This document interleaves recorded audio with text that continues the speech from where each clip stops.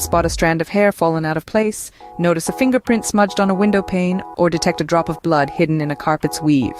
These are insights that might be overlooked by even the most experienced investigators, but not by AI. The implications of this technological revolution are far-reaching. Investigations could potentially speed up as detectives worldwide gain immediate access to crime scenes, no longer hindered by geographical boundaries. The risk of human error, an ever-present concern in traditional investigations, could significantly reduce as AI provides unbiased, accurate analysis. Moreover, this could be a game-changer for cold cases.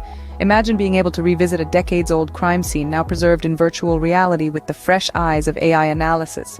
New clues could surface, leading to breakthroughs in cases that have long been considered unsolvable. With AI and VR, we're not just reconstructing crime scenes, we're reconstructing the way we solve crimes.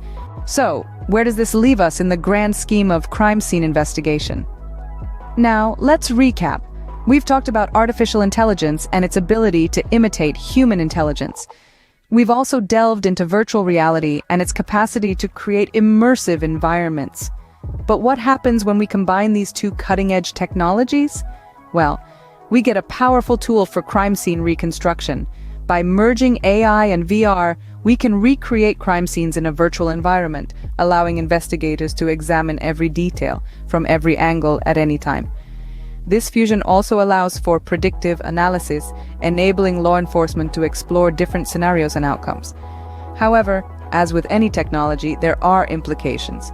Concerns about data privacy, accuracy of reconstructions, and the potential for misuse are valid and must be carefully addressed.